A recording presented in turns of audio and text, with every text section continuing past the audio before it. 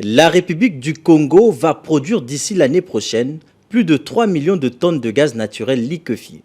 Ce 27 février, le président de la République, Denis Sassou Nguesso, a procédé à l'inauguration du premier centre de production, de traitement et de liquéfaction de gaz à Pointe-Noire.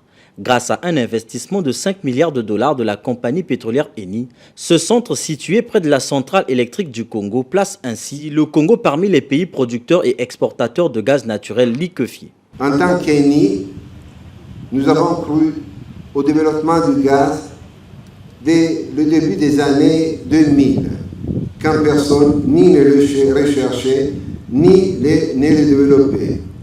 Eni a cru et a investi pour le pays et aussi pour son avenir.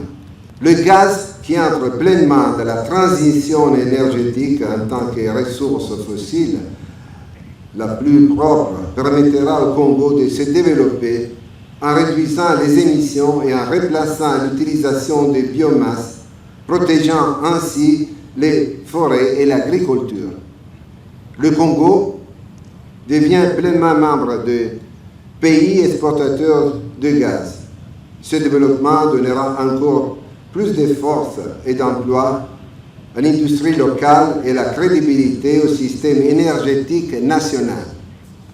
Les grandes quantités du gaz stocké au fil des années nous ont permis aujourd'hui d'assurer des volumes immédiatement disponibles à l'exportation. Un plus long voyage commence par un premier pas. Cette phrase de Denis Sassou Nguesso intègre la vision de ce dernier.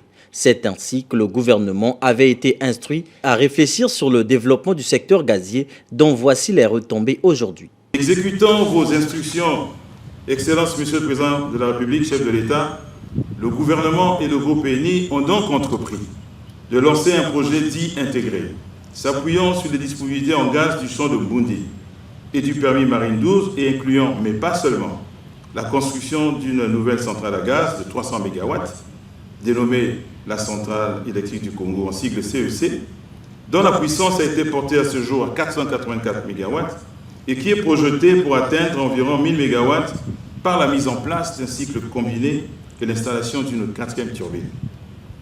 Cette centrale, appelée presque affectueusement la tchèque à l'italienne, fruit donc de votre vision, fournit aujourd'hui allègrement, ni plus ni moins, 70% de l'électricité consommée dans notre pays.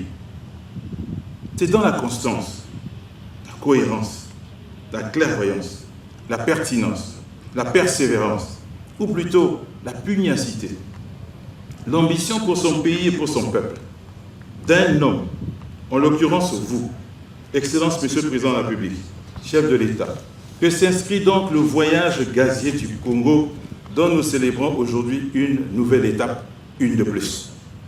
Voyage synonyme non seulement d'augmentation de puissance électrique, mais aussi et surtout et désormais de production nouvelle d'hydrocarbures, à savoir le gaz naturel liquéfié.